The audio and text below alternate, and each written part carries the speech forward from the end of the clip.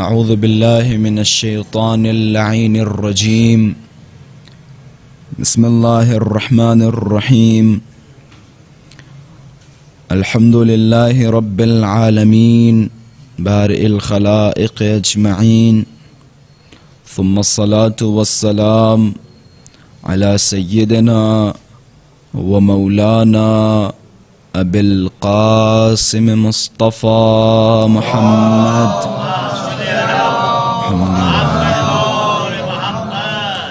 وعلى أهل بيته الطيبين الطاهرين المعصومين المظلومين واللعنة الدائمة على أعدائهم ومنكر فضائلهم ومناقبهم وغاصب حقوقهم أجمعين.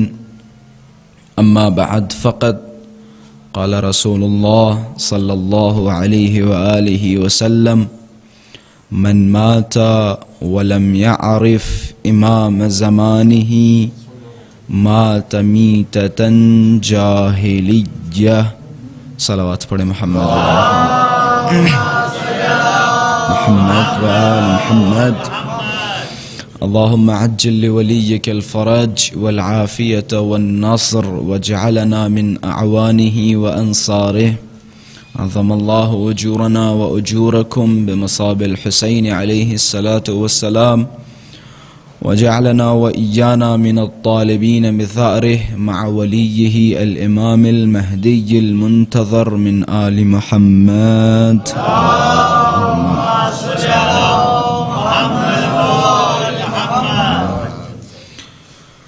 وجود ذیالجود نازنین امام زمان عجل اللہ تعالی فرجہ الشریف کی سلامتی اور حضرت کے ظہور اور آپ سب اپنی سلامتی اور اہل خانہ کی سلامتی کے لیے بآواز بلند صلوات ہدیہ فرمائیں.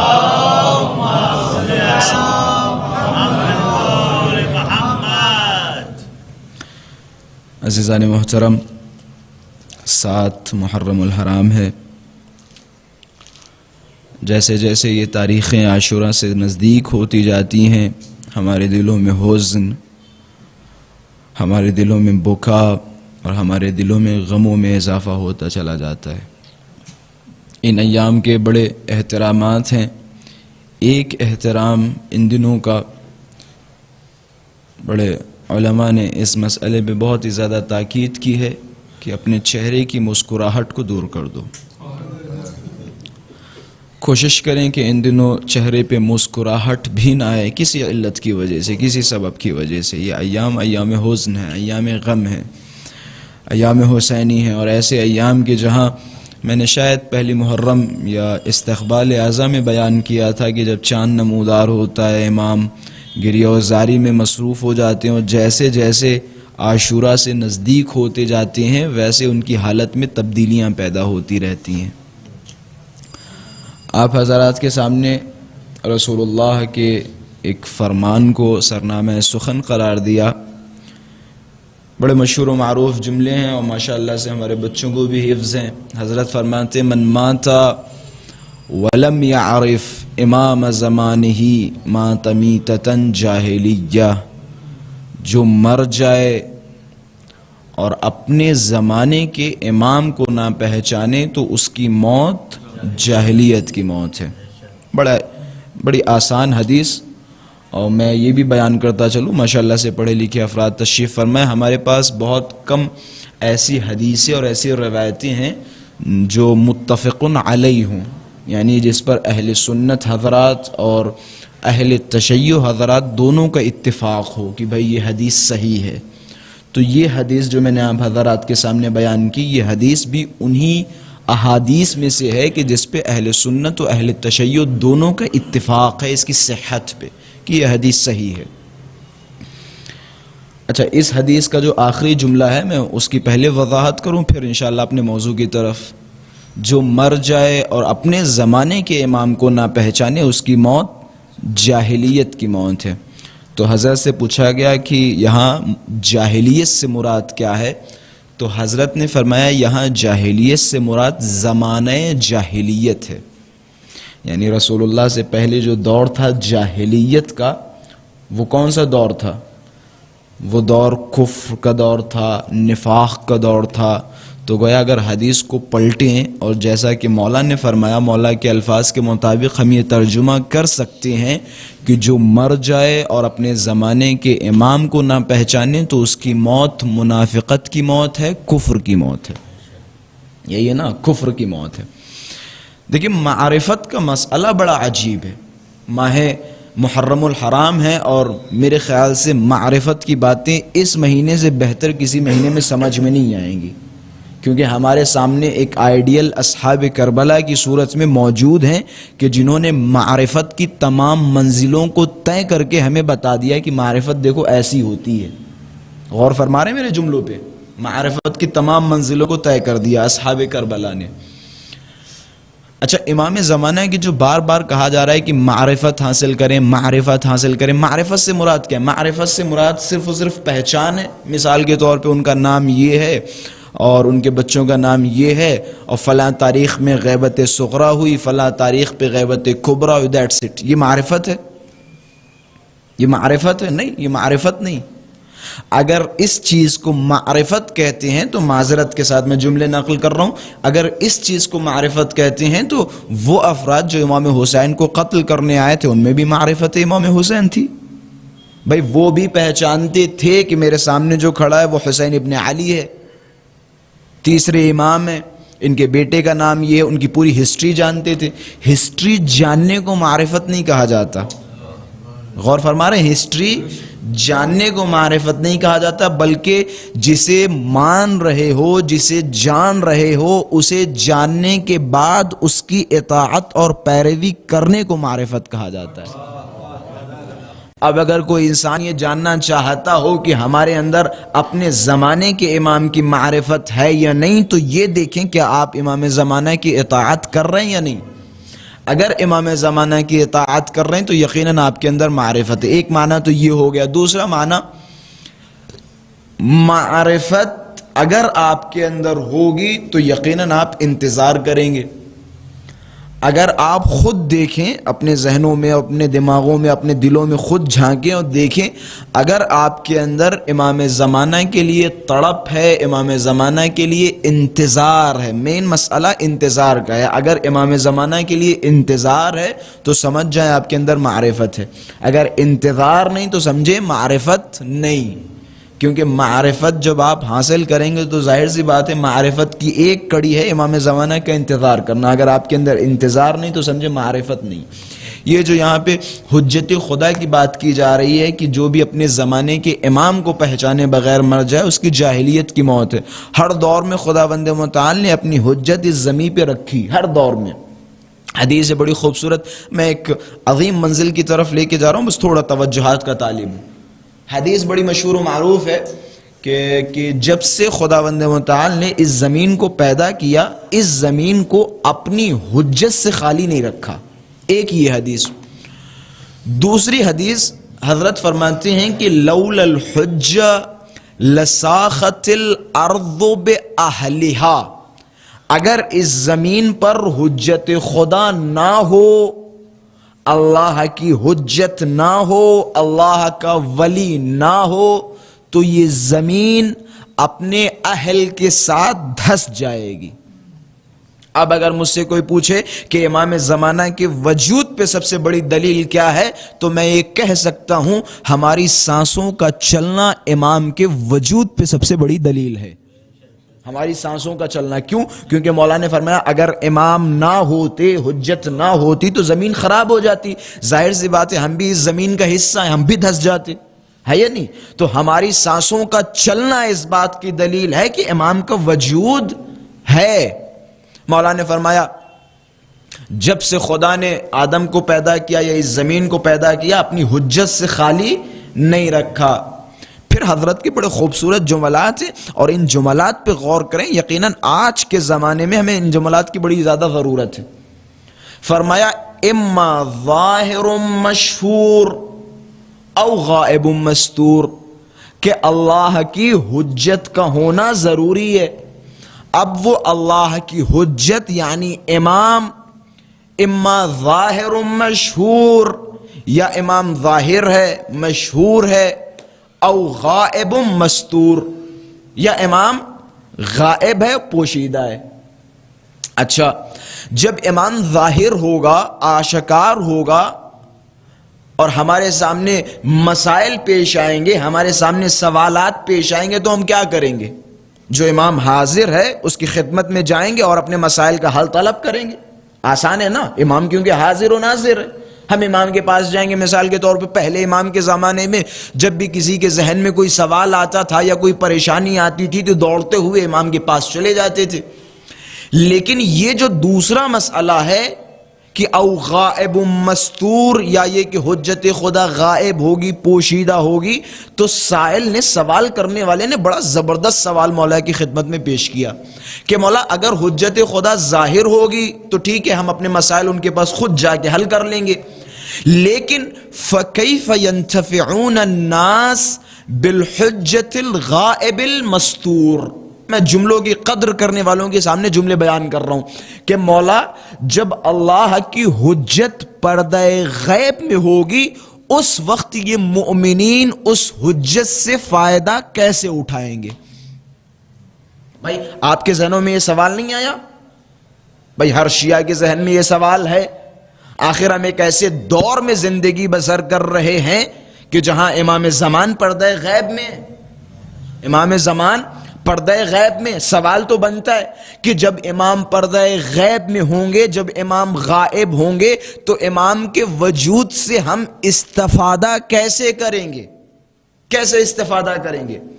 یہ سائل نے کس سے سوال کیا؟ چھٹے مولا سے سوال کیا۔ اب مولا نے دیکھیں کیا خوبصورتی کے ساتھ جواب دیا۔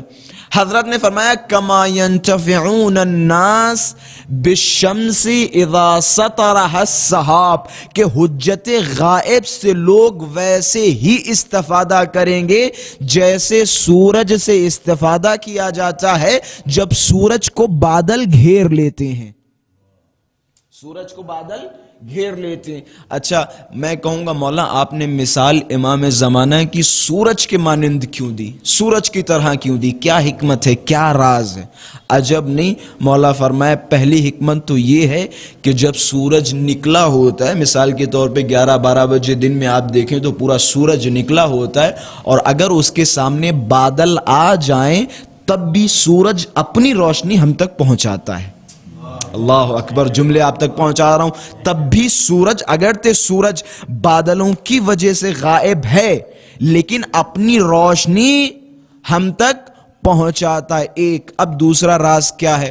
دوسرا راز یہ ہے کہ جب سورج غائب ہوتا ہے تو ہر وہ انسان کے جس کی آنکھیں سلامت ہوتی ہیں، جو روشنی کو دیکھ سکتا ہے، چیزوں کو محسوس کر سکتا ہے، وہ بار بار سورج کے نکلنے کا انتظار کرے گا۔ وہ گھر کے بچوں سے کہے گا ذرا دیکھو سورج نکلا یا نہیں نکلا۔ کیوں؟ کیونکہ اس کی آنکھیں سلامت ہیں، وہ سورج کی روشنی کو محسوس کر سکتا ہے۔ اور وہ آدمی کہ جس کی آنکھیں نہ ہوں، آنکھیں خراب ہوں، اندھا ہو، اس کے لیے سورج ہو نہ ہو برابر۔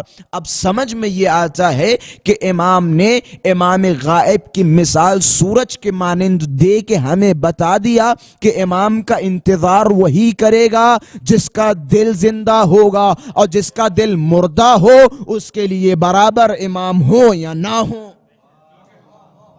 جس کا دل مردہ ہوگا اس کے لیے برابر امام کا وجود ہو یا نہ ہو۔ ایک صلوات پڑھیں محمد و آل محمد۔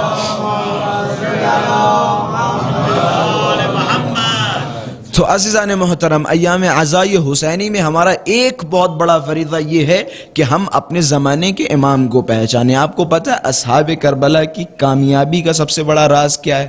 آپ ماشاءاللہ سے زیارتیں پڑھیں گے اور زیارتوں میں جملہ پڑھیں گے۔ کیا جملہ؟ یا لیتنی کنت معکم فافوز فوزا عظیما، اے کاش ہم آپ کے ساتھ ہوتے تو ہم بھی کامیاب ہو جاتے۔ یہ جملہ ہے نا۔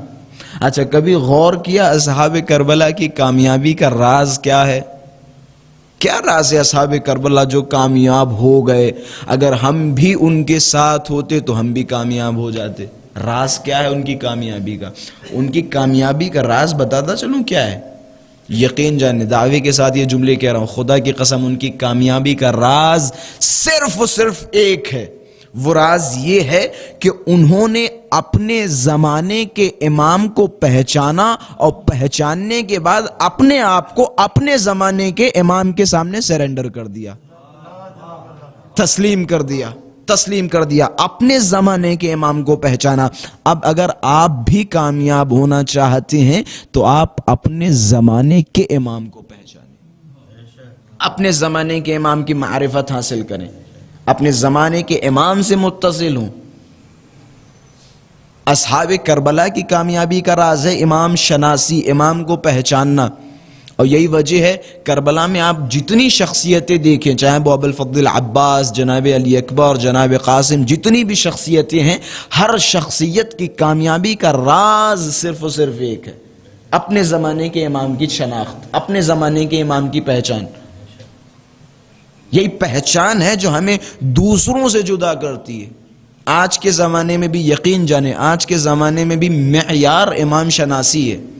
جس نے اپنے زمانے کے امام کو نہیں پہچانا وہ سب کچھ پہچانتا ہو بیکار ہے۔ اگر امام زمانہ کو پہچان لیا، اپنے زمانے کے امام کی معرفت حاصل کی اور ان کا انتظار کیا، دیکھیں انتظار ایک عجیب و غریب عبادت ہے۔ اگر آپ حدیثوں اور روایتوں میں جائیں تو جگہ جگہ افضل العباد انتظار الفرج، سب سے افضل ترین عبادت امام زمانہ کے ظہور کا انتظار کرنا ہے، یا نہیں؟ کتنی حدیثیں کہ سب سے بہترین عبادت انتظار کرنا ہے۔ اچھا، انتظار کا مطلب کیا ہوتا ہے؟ بس میں انہی جملوں پہ ربط مصائب۔ انتظار کا مطلب کیا ہوتا ہے؟ فار ایگزامپل، انتظار یعنی اگر آپ کو خبر ملے کہ 2 یا 3 دن کے بعد آپ کے گھر پہ کوئی مہمان آنے والا ہے، اور جس ٹائپ کا مہمان ہوگا ویسی ہی تیاریاں ہوں گی۔ مثال کے طور پہ اگر کوئی نارمل بندہ ہوگا تو نارمل تیاریاں ہوں گی، یا کوئی ہائی کلاس بندہ ہوگا تو اس کے لیے ہائی کلاس تیاریاں کریں گے۔ اور اگر پتہ چلے مثال کے طور پہ آپ کے گھر پہ وہ پی ایم صاحب آنے والے ہیں، سی ایم صاحب آنے والے ہیں، تو آپ کی تیاریوں کا اندازہ بھی جو ہے، انداز بھی بالکل جدا ہوگا، عجیب و غریب تیاریاں کریں گے نا۔ کیوں؟ کیونکہ آپ کو پتہ ہے کہ جو شخصیت آنے والی ہے وہ شخصیت بہت بڑی ہے، یعنی اس کی معرفت ہے، آپ کو اس کے بڑھاپے کی معرفت ہے کہ وہ آدمی بہت بڑا ہے، تو لہٰذا وہ میرے گھر پہ آنے والا ہے، تو اس کے لیے آپ کی تیاریاں ہوں گی۔ مجھے نہیں پتا ہمارے ذہنوں میں ہمارے امام کی تصویر کیسی ہے، ہمارے ذہنوں میں ہمارے امام کی معرفت کیسی ہے۔ ہم تو یہ مانتے نا ساری بادشاہت ایک طرف، امام کا وجود ایک طرف۔ جب اتنی عظیم شخصیت ہمارے گھروں پہ آنے والی ہے تو سوچیں ہماری تیاریاں کیسی ہونی چاہیے، کیسی تیاریاں ہونی چاہیے۔ ایک بڑا زبردست قصہ نقل کرتے ہیں، کہتے ہیں کہ ایک صاحب امام زمانہ کی جانب سے ایک صابن فروش کی دکان پہ گئے، کفن فروش کی دکان پہ گئے جو کفن بیچا کرتا تھا۔ دیکھیں ہم کتنے زیادہ اپنے زمانے کے امام سے غافل ہیں۔ کفن فروش کے پاس گئے اور جانے کے بعد کہ کفن و کافور دے دیں، اس نے کفن کافور دیا۔ کہ کہاں لے کے جا رہے ہو؟ کہ کسی چاہنے والے کی میت ہو گئی ہے، وہ اس دنیا سے گزر چکا ہے، تو امام زمان آئے ہوئے ہیں ان کی نماز جنازہ پڑھانے کے لیے۔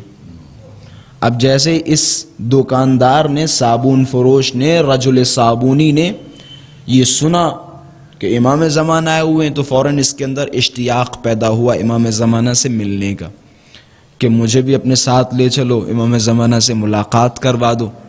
اب انہوں نے منع کیا کہ نہیں، اجازت نہیں ہے امام زمانہ سے ملاقات کروانے کی۔ جب انہوں نے بہت زیادہ اصرار کیا کہ ٹھیک ہے میں تمہیں ساتھ لے کے چلوں گا اور خیمے کے باہر کھڑا کر دوں گا، اگر امام زمانہ نے اجازت دی تو ہم تمہیں حاضر کریں گے۔ ان صاحب کو، یہ دکاندار کو لے کے چلے۔ اب جب راستے میں دریا پڑی تو وہ جو امام زمانہ کی جانب سے آیا تھا، امام کی طرف سے آیا تھا، اس نے بسم اللہ الرحمن الرحیم کہا اور دریا کے اوپر چلنے لگا۔ اب یہ صاحب کہہ رہے ہیں کہ آؤ، جن سے ملنے جا رہے ہو ان کا نام اپنی زباں پہ لو اور دریا پہ چلو۔ جن سے ملنے جا رہے ہو ان کا نام اپنی زباں پہ لو اور دریا پہ چلنے لگو۔ اب یہ دکاندار مرد صابونی یا مہدی ادرکنی کہا اور دریا پہ چلنے لگے۔ اب جیسے ہی دریا کے بیچوں بیچ پہنچے فوراً بارش ہونے لگی، کس کے بارش ہونے لگی۔ اب جب کس کے بارش ہوئی تو کیا دیکھتے ہیں کہ یہ صاحب ڈوبنے لگے۔ یہ دکاندار ڈوبنے لگے. دیکھیں اس میں بھی کوئی راز ہے, یہ کیوں ڈوبنے لگے. ان کا گریبان پکڑا اور انہیں باہر گھسیٹ کے لائے, باہر نکالا. نکالنے کے بعد کہ کھڑے رہو, میں امام کے پاس جا رہا ہوں, امام سے پوچھوں گا, اگر امام نے اجازت دی تو میں تمہیں امام کی خدمت میں لے کے چلوں گا. اب وہ مولا کا چاہنے والا مولا کی خدمت میں پہنچا. حضرت نے جملے فرمائے. حضرت نے کہا ردوہ فَإِنَّهُ رَجُلٌ صَابُونِيٌّ, کہ جب یہ میرا نام لے کے امام سے ملاقات کے لیے گھر سے نکلا اور جب دریا کے بیچوں بیچ پہنچا اور اچانک بارش ہونے لگی تو اس کے دماغ میں خیال آیا کہ امام میرے صابون تو چھت پہ سوکھ رہے ہیں, اب یہ بارش کی وجہ سے سارے صابون گیلے ہو جائیں گے, بہہ جائیں گے. کہ اتنا اس نے سوچا اور یہ ڈوبنے لگا. پھر جب امام کے پاس پہنچے تو امام نے جملہ فرمایا کہ ردوہ فإنہ رجل صابونی, کہ اسے واپس کر دو جس کی فکر ایک صابون میں محدود ہو, وہ امام زمانہ سے ملنے کے لائق نہیں ہوتا. جس کی فکر ایک صابون میں ہو وہ امام سے ملنے کے لائق نہیں ہوتا. امام سے ملنے کی تمنا تو ہے لیکن دنیا چاروں طرف گھیرے ہوئے, بہترین گاڑیاں, بہترین گھر, بہترین زمینیں اور نمید و نمہار شے نے ہمیں چاروں طرف سے گھیر رکھا ہے. امام زمانہ سے ملاقات کے لیے آپ کو دنیا سے دور ہونا پڑے گا. پیسے کمانا برا نہیں ہے, یہ غلط سوچ ہے. یہ نہ سوچیں کہ مولانا صاحب دین کے ذریعے دنیا سے جدا کر رہے ہیں. اصلاً یہ میرا مشہور جملہ ہے, نوٹ کریں, وہ دین جو ہمیں دنیا نہ سکھائے ہم اس دین کو نہیں مانتے. جملہ کہا ہے میں نے, وہ دین جو ہمیں دنیا نہ سکھائے ہم اس دین کو نہیں مانتے. تو پیسہ کمانا برا نہیں ہے, اپنے آپ کو دنیا میں مصروف رکھنا برا ہے.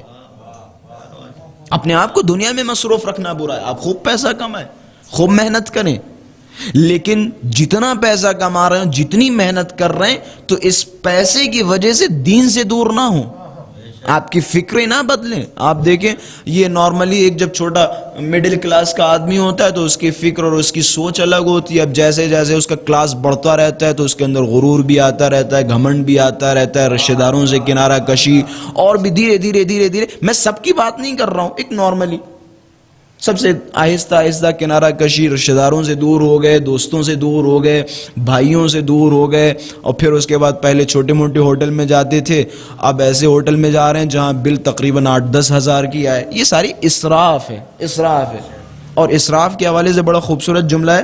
حضرت فرماتے ہیں یہ جو وضو ہم کرتے ہیں, وضو کرتے ہیں پانی بہاتے ہیں, دیکھیں حضرت نے فرمایا پانی بہانا, اسراف کرنا حرام ہے. وَلَوْ كَانَ عَلَى نَهْرٍ جاری, اگرچہ تم نہر پہ بیٹھ کے ہی وضو کیوں کرتے ہو, جتنا پانی ضروری ہے بس اتنے میں وضو کرو. غور کر رہے میرے باتوں پہ, جتنے پانی کی ضرورت ہے اتنے پانی میں وضو کرو. یہ نہیں نہر پہ جب پہنچ گئے تو 2 بالٹی بھر لی, 2 بالٹی میں وضو کر رہے ہیں. یہ اسراف ہے, اسراف. اگر آپ کا پیٹ ایک نارمل ہوٹل پہ بھر رہا ہے اور کوئی خاص مجبوری نہیں ہے تو آپ اسے اختیار کریں. ضروری نہیں ہے کہ آپ جو ہے 10,000 20,000. اچھا ایسے افراد جب عزاداریوں کا مسئلہ آتا ہے تو وہاں پہ خوب کنجوسی اور وہاں پہ خوب جو ہے عقل مندی کا اظہار کریں گے. بڑا ایک صاحب مجھ سے کہنے لگے کہ بھیا وہ کیا ضرورت ہے, یہ دیکھو یہ شیعہ بیچاروں کے پاس خود عراقیوں کے حوالے سے کہا جاتا ہے ان کے پاس خود کچھ کھانے کو نہیں ہے, ان کا اقتصاد اتنا خراب ہے, اور یہ 40 پہ جو کچھ ہوتا ہے سب کچھ لٹا دیتے ہیں. اما تم سے تو بہتر ہیں, تم سے تو بہتر ہیں, تمہارے پاس سب کچھ ہے اور تمہیں عزاداریوں میں خرچ کرنے کی ہمت نہیں ہوتی. ان کے پاس کچھ نہیں ہے لیکن تب بھی مولا کے نام پہ خرچ کرنے کی ہمت ہے, ہمت ہے. یہ روشن فکری کی کچھ باتیں آپ حضرات کے سامنے کرتا چلوں. ابھی ایام عزا کا جیسے ہی چاند نمودار ہو اور پھر اشکال کرنا شروع کر دیتے ہیں. اسی وجہ سے تو ہماری قوم ترقی نہیں کر رہی ہے. یہ دیکھو 2 پیسے کا آدمی اور نمیدنم 10 ڈیغیں پکوا رہا ہے. یہ دیکھو 2 پیسے کا آدمی بڑے بڑے عشرے کروا رہا ہے. یہ دیکھو چھوٹا موٹا آدمی, اس کی چھوٹی سی جاب ہے, چھوٹی سی نوکری ہے, اور اتنے خرچ کر رہا ہے, اور اتنا یہ کر رہا ہے, وہ کر رہا ہے, فلاں فلاں. کیا ضرورت ہے اس کی؟ یا پھر اور بھی جو تھوڑے سے روشن فکر افراد ہوتے ہیں وہ کہنے لگتے ہیں بھیا کیا ضرورت ہے, کھانا برباد ہو رہا ہے, یہ برباد ہو رہا ہے, وہ یہ برباد, فلاں فلاں فلاں فلاں 50 چیزوں کے نام گنا کے کہ اس سے بہتر ہے کہ یہ پیسہ ایجوکیشن پہ لگایا جائے, اس سے بہتر ہے کہ یہ پیسہ غریبوں پہ لگایا جائے, اس سے بہتر ہے کہ یہ پیسے سے جو ہے لوگوں کی مدد کی جائے. بھائی مدد کریں, کس نے منع کیا ہے؟ ایجوکیشن پہ پیسہ خرچ کریں, کس نے منع کیا ہے؟ لیکن امام حسین کے کوٹے سے نہیں, اپنی بیٹی کی شادی کے کوٹے سے صرف کریں. وہ جو آپ اپنے بیٹے کی شادی میں 50 لاکھ لگا رہے ہیں وہاں آپ کو نظر نہیں آتا, وہاں نظر نہیں آتا کہ بھائی یہ ہم اسراف کر رہے ہیں, یہ ہم غلط کر رہے ہیں, وہاں نہیں نظر آتا. لیکن امام حسین کے مسئلے میں بڑی فکریں کام آنے لگتی ہیں اور بڑی فکریں کام کرنے لگتی ہیں کہ بھائی اس سے اچھا ایجوکیشن پہ لگائیں. اما یہ ایک مرتبہ کو یہ جو ہم لاکھوں روپے خرچ کر رہے ہیں اور اتنی بڑی بڑی بکنگیں کر رہے ہیں اور ودیشوں میں جا جا کے شادیاں کر رہے ہیں اور اتنے بڑے بڑے ہوٹل بک کر رہے ہیں, اما اس سے اچھا ہے کہ یہ پیسہ ایجوکیشن پہ خرچ ہو, اس سے اچھا ہے یہ پیسہ غریبوں پہ خرچ ہو. وہاں نہیں سوچیں گے 1 کروڑ 2 کروڑ کا جہیز اپنی بیٹیوں کو دیں گے, وہاں نہیں سوچیں گے, وہاں نہیں سوچیں گے. ابھی چھوٹی سی پارٹی رکھی جائے تو اس میں لاکھوں روپے خرچ ہو جائے گا, وہ نہیں سوچیں گے. 50 لاکھ کی گاڑی لیں گے, وہ نہیں سوچیں گے. لیکن اس مسئلے میں آئیں گے تو بہت ہی زیادہ سینسٹیو اور بہت ہی زیادہ ماشاءاللہ سے سمجھدار اشیاء بننے کی کوشش کریں گے. تو خدا را یہ فکریں چینج کریں. تو میری گفتگو کا نتیجہ آپ لوگوں نے ماشاءاللہ سے لے لیا. میں دنیا سے دور ہونے کے لیے نہیں کہہ رہا ہوں. یہ جو کہا جاتا ہے کہ دین سے متصل ہو, دنیا سے کنارہ کشی اختیار کریں, دنیا سے کنارہ کشی کا مطلب یہ نہیں ہے کہ آپ کمانا چھوڑ دیں اور کچھ بھی کرنا چھوڑ دیں, اپنی جاب چھوڑ دیں, اپنا بزنس چھوڑ دیں اور گھر میں آ کے بیٹھ جائیں. اسے ترک دنیا نہیں کہا جاتا ہے. ترک دنیا سے مراد دنیا کی لذات سے دور ہو جائیں. یہ جو دنیا کی لذتیں ہیں, یہ جو عیش و آرام کی زندگیاں ہیں, یہ جو انسان کی خواہشات نفس ہے دنیا کے حوالے سے, ان خواہشات کو ترک کرنے کا نام ہے ترک دنیا. آپ جب تک ان خواہشات سے دور نہیں ہوں گے تب تک آپ اپنے زمانے کے امام کی معرفت نہیں رکھ سکتے اور نہ ہی ان کا انتظار کر سکتے ہیں, کیونکہ شیطان آپ کو چاروں طرف سے گھیرے رہے گا. شیطان چاروں طرف سے گھیرے رہے گا. اپنے گھروں کا ماحول امام زمانی بنائیں, اپنے گھروں کا ماحول بنائیں. اپنے گھروں کا ماحول مثال کے طور پہ ہمارے گھروں پہ دیکھیں, آپ چاروں طرف دیکھیں, کہیں کتوں کے فوٹو لگے ہوئے ہیں, کبھی فلاں کے فوٹو لگے ہوں, کبھی فلاں کے فوٹو لگے. اپنے گھروں کی دیواروں پہ حدیثیں لگوائیں, اپنے گھروں کی دیواروں پہ امام زمانہ کی فرمائشات لگوائیں, تاکہ آپ کے بچے صلوات پڑھیں محمد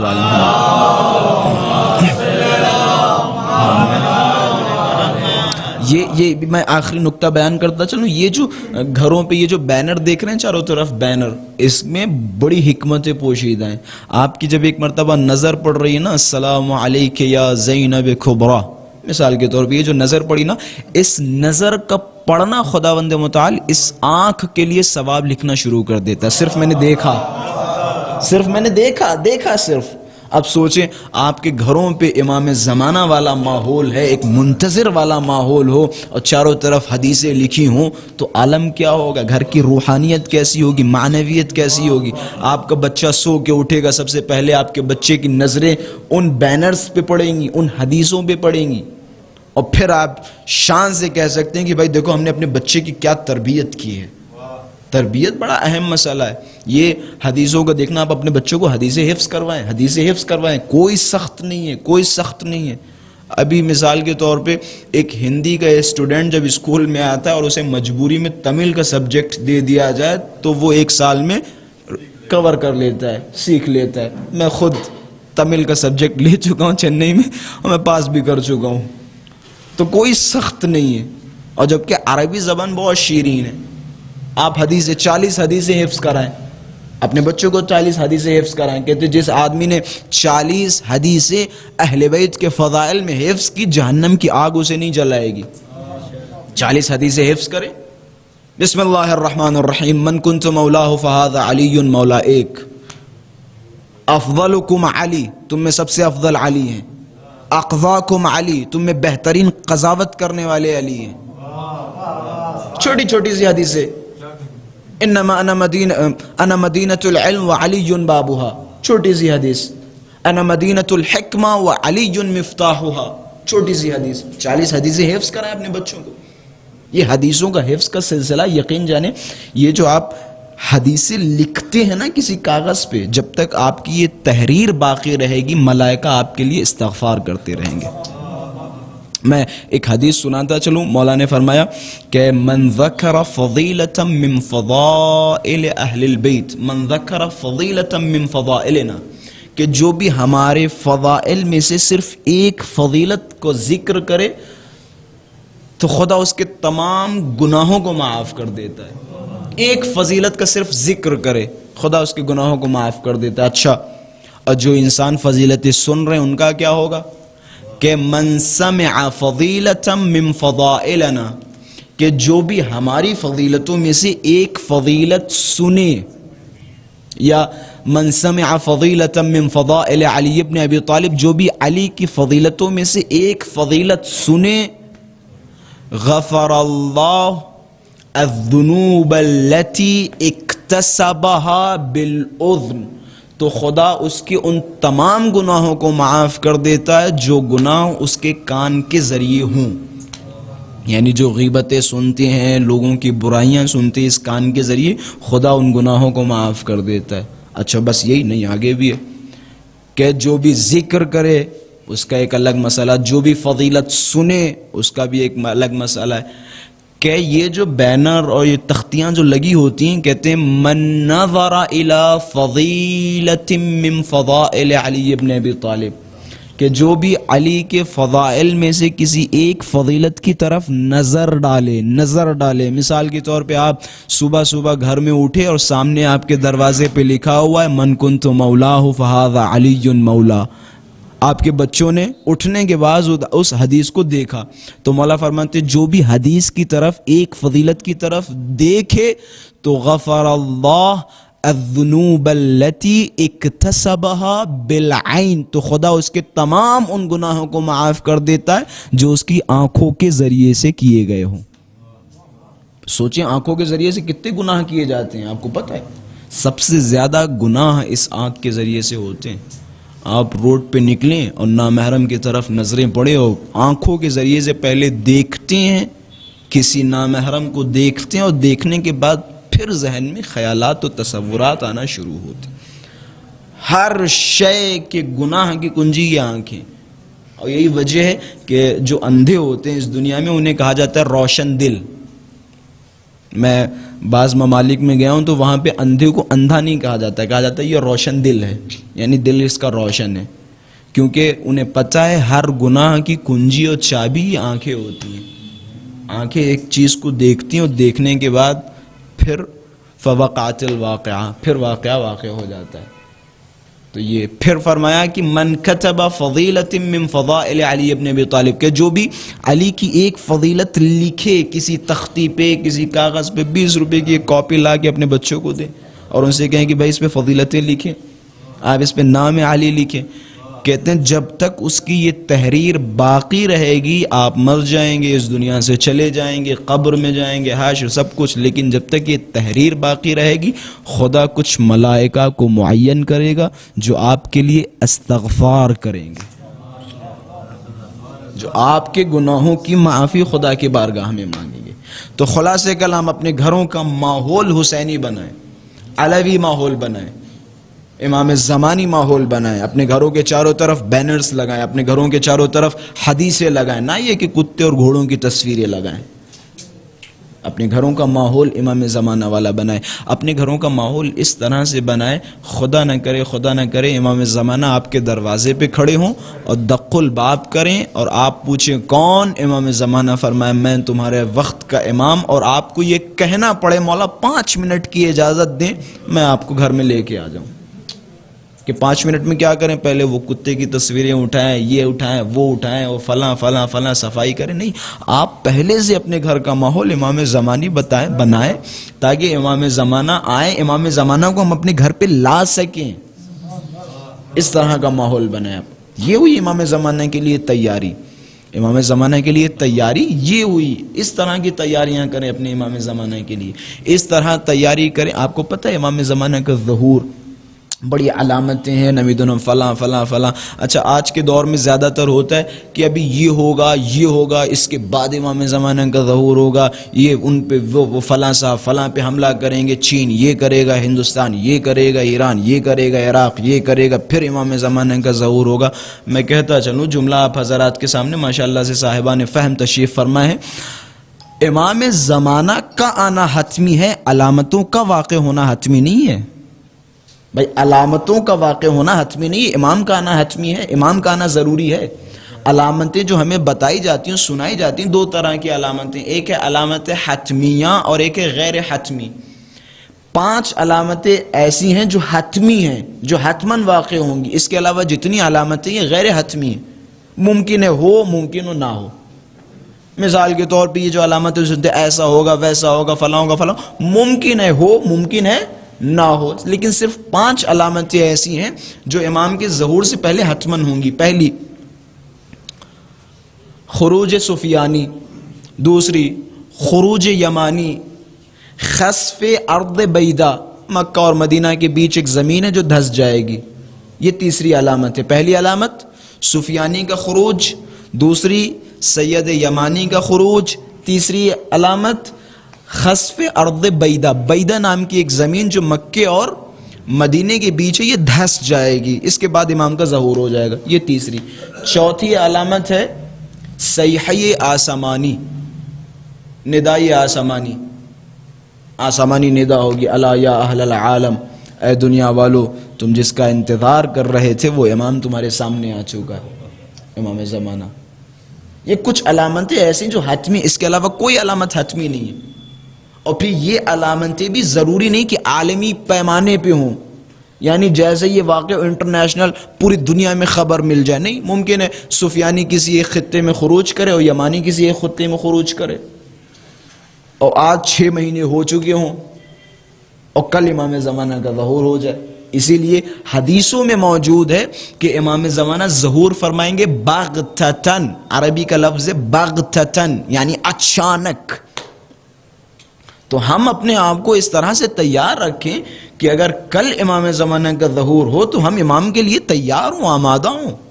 یہ نہیں کہ امام زمانہ کا ظہور ہو اور فوراً ہم جو ہے یہ پراپرٹی پہلے سیل کر دیں اور یہ کر دیں، وہ کر دیں، اور یہ تیاریاں کر لیں، وہ تیاریاں کر لیں، بینک بھی جانا ہے، یہ بھی کرنا ہے، وہ بھی کرنا ہے. یہ ساری ذمہ داریوں کا بوجھ اپنے سروں پہ.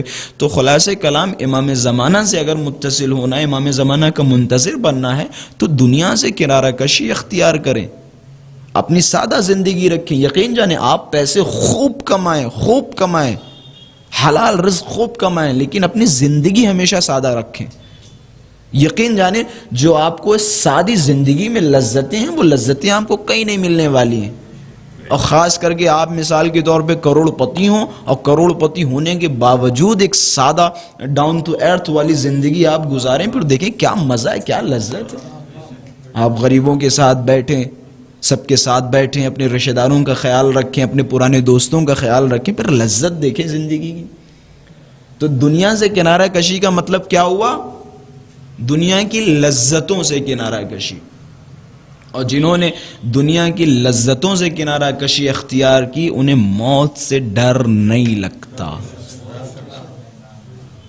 ہم میں سے بیٹھا ہر انسان یہ ضرور سوچتا ہوگا اما ایک دن تو ہم چلے جائیں گے، اور موت کا نام آتے ہر انسان گھبراتا ہے. ہم کام تو ایسے کر رہے ہیں جیسے ہمیں اس دنیا میں 1000 سال جینا ہے. بعض کام ہمارے ایسے ہوتے ہیں. ایک گھر، میرے ایک دوست تھے تو ماشاءاللہ سے اچھی صاحب حیثیت تھے، تو وہ ایک گھر بنا رہے تھے. تو وہ اس گھر میں گاؤں میں ایک نارمل گھر بنا رہے تھے. تو میں نے پوچھا کیا بجٹ ہے اور کیسا بنائیں گے؟ تو انہوں نے بتایا کہ قبلہ ہم نے 40 کروڑ کا بجٹ رکھا ہے گھر کا. میں نے کہا آپ گھر تو ایسے بنا رہے ہیں جیسے ماشاءاللہ سے آپ کی زندگی 1000 سال کی ہو، جیسے آپ کی زندگی 1000 سال کی ہو، اور ابھی آپ 50-55 کی عمر پہ پہنچ چکی ہیں، اور ایوریج عمر اس زمانے کی 47 سال ہے، بس یقین جانے 47 سال ہے، 50-55 پہ پہنچ چکے، 5-6 سال اور زندہ رہیں گے، ختم، اور لگا رہے ہیں آپ 40 کروڑ۔ اما بوڑھے جو مثال کے طور پہ سن رسیدہ افراد ہیں وہ ماشاءاللہ سے ہوشیار بنے، عقل مند بنے، یہ بیٹے جو آپ کے پیچھے چھوڑ کے جا رہے ہیں، جنہیں پراپرٹیز دے کے جا رہے ہیں، یہ کوئی کام میں نہیں آئیں گے، یقین جانے، کسی طرح کا زیادہ سے زیادہ آپ کے لیے 10واں 20واں 40واں کروا دیں گے، بس اس کے علاوہ کچھ نہیں۔ صحیح سے بعض بیٹے تو ایسے ہیں یقین جانے جو اپنے والدین کے لیے قرآن بھی نہیں پڑھتے، کیونکہ قرآن پڑھنا آتا نہیں ہے، قرآن پڑھنا آتا نہیں ہے۔ تو خود آپ اپنی پرسنالٹی کے لیے کچھ کریں، اپنی پرسنالٹی کے لیے کریں۔ آپ جب 40 کے بعد آپ نے بچوں کے ساتھ جو کچھ کرنا تھا کیا، آپ نے بچوں کو پڑھایا لکھایا، خود انہیں صاحب ہنر بنایا، اب وہ خود اپنی دنیا بنائیں گے، وہ خود اس دنیا میں محنت کریں گے، مشقت کریں گے، آپ انہیں ایک بیک اپ بھی دے رہے ہیں، اچھی بات ہے بیک اپ دیں، لیکن اس کا مطلب یہ نہیں ہے کہ سب کچھ جو کچھ کرنا ہے اولاد کے لیے کر دیں اور اپنے آپ خالی ہاتھ یہاں سے چلے جائیں۔ یہ عقل مند باپ نہیں ہو سکتا۔ عقل مند وہ ہے کہ جو اس دنیا میں اتنی کھیتی کرے، اتنی کھیتی کرے کہ آخرت میں جا کے اس کی فصلیں کاٹے، آخرت میں وہ فصلیں کاٹے، جا کے اپنی دنیا میں تیاری کریں، خیرات کریں، صدقات کریں، آپ ایجوکیشن پہ خرچ کریں، قوم کے فقراء پہ خرچ کریں، قوم کے غریبوں پہ خرچ کریں، خرچ کریں آپ، یہ آپ کے لیے، یہ آپ کے لیے ہے۔ جو کچھ آپ یہاں کر رہے ہیں پھر وہاں آپ کو یہ صلہ ملنے والا ہے۔ تو ایک عقل مند اور ہوشیار آدمی اپنی تیاریاں کرتا ہے، تو وہ مثال کے طور پہ 40 کروڑ کا گھر بنا رہے ہیں، بھائی کیا ضرورت ہے 40 کروڑ کا گھر کی، وہ بھی ایک گاؤں چھوٹے سے دیہات میں، کیا ضرورت ہے؟ آپ ایک نارمل، میں یہ نہیں کہتا ہوں کہ بالکل آپ چھوٹا موٹا ایسے ہی جو ہے، نہیں، آپ ایک اچھا خاصا ٹھیک ٹھاک گھر بنائیں۔ اب مثال کے طور پہ اگر آپ کو ایک نارمل لائٹ سے کام چل رہا ہے تو کیا ضرورت ہے کہ آپ جو ہے مثال کے طور پہ لندن سے ایک لائٹ منگوائیں کہ یہ ہم نے دیکھو لندن سے لائٹ منگوائی ہے، کیا ضرورت ہے؟ یہ اسراف ہے، بقراتی ہے، یقین جانے۔ آپ اپنی زندگیوں میں سادگی، میری باتوں کا یقیناً میں دست ادب جوڑ کے میری باتوں کا بالکل برا نہ مانے، میں ہوں ہی تھوڑا ایسا ہی، لیکن اپنی زندگی سادی کریں، جہاں تک ہو سکے زندگی سادی کریں۔ زندگی سادی میں بڑی لذتیں یقین جانیں، جب آپ کی سادی زندگی ہوگی دن بدن اپنے امام سے قریب ہوتے چلے جائیں گے، دن بدن امام سے قریب ہوتے چلے جائیں گے۔ یہ جو اصحاب کربلا میں امام حسین کے ساتھ آ کے اور اپنا سب کچھ قربان کر دیا، انہوں نے دنیا چھوڑی تھی، دنیا چھوڑ کے امام کے قدموں میں آ کے گر گئے۔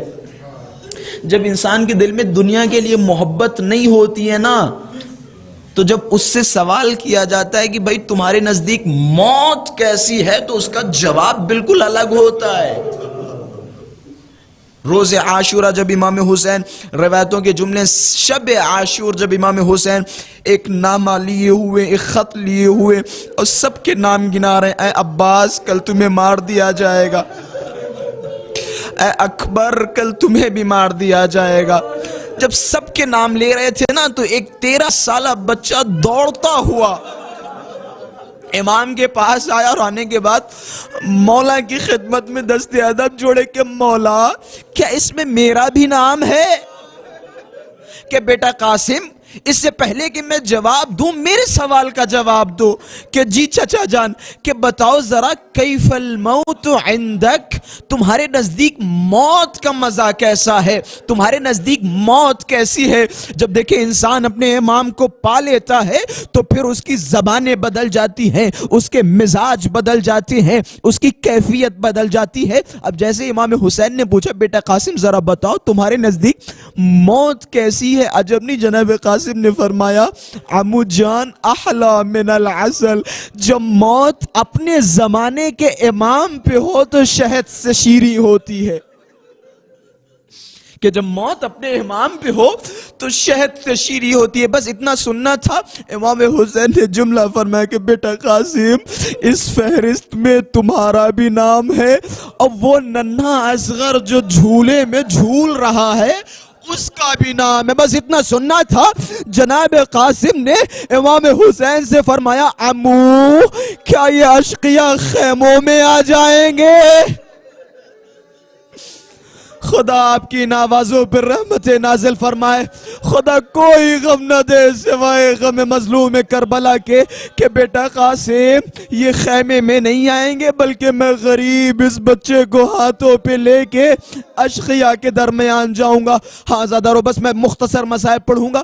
جناب قاسم روز عاشورہ بار بار اپنے مولا کے پاس جا رہے ہیں, موت کی اجازت مانگ رہے ہیں, مولا مجھے مرنے کی اجازت دے, مولا مجھے مرنے کی اجازت دے. اب جب جناب قاسم کو اجازت نہ ملی تو اچانک جناب قاسم کی ماں نے فرمایا بیٹا قاسم تمہیں یاد ہے جب تمہارے بابا بستر مریضی پہ تھے, زہر کے عالم میں تھے, زہر نے بدن پہ اس طرح سے قبضہ کر لیا تھا کہ تمہارے بابا کا کلیجہ کٹ کٹ کے تشت میں گر رہا تھا, کہ تمہیں یاد ہے؟ اچھا یہاں کی میں ایک روایت بیان کرتا چلوں. مقتل کی کتابیں لکھتی ہے کہ جب امام حسن بستر مریضی پہ تھے اور کلیجہ کٹ کٹ کے گر رہا تھا, خون میں آ رہا تھا, خون منہ سے باہر نکل رہا تھا, مولا کے سینے میں تکلیف تھی, سینے میں درد تھا. اچانک کیا دیکھتے ہیں کہ 1 سالہ یا 1.5 سالہ بچہ بھاگتا ہوا گھر میں آیا اور جیسے ہی آیا امام حسن کے سینے سے لپٹ گیا. طبیب نے جیسے ہی دیکھا, گھر والوں نے دیکھا, امام حسن کے بدن سے قاسم کو اٹھانا چاہا کہ بیٹا قاسم تمہارے بابا کے سینے میں تکلیف ہے, بیٹا قاسم بابا کے سینے پہ نہ جاؤ, بس اتنا سننا تھا. امام حسن نے کہا نہیں, قاسم کو میرے سینے پہ رہنے دو. ارے یہ وہ سینہ ہے جسے کربلا میں پامال ہونا ہے, ارے یہ سینہ ہوگا گھوڑوں کی ٹاپیں ہوں گی. اللہ اکبر, خدا کوئی غم نہ دے. یہ سینہ ہوگا گھوڑوں کی ٹاپیں ہوں گی. اب جب جناب قاسم کو وہ تعویذ یاد آیا, تعویذ کھولا, اے میرے بیٹے قاسم جب تم کربلا میں دیکھنا میرا بھیا حسین چاروں طرف سے گھرا ہو, غریب الوطن ہو, بھوکا ہو, پیاسا ہو, تو میرے بھیا کی مدد ضرور کرنا. بس اتنا دیکھنا تھا. دوڑتے ہوئے امام حسین کے پاس پہنچے. امام حسین نے خط دیکھا, زار زار رونے لگے, مدینے کا رخ کیا کہ بھیا حسن کتنی محبت ہے, اس عالم غربت میں تنہا نہ چھوڑا.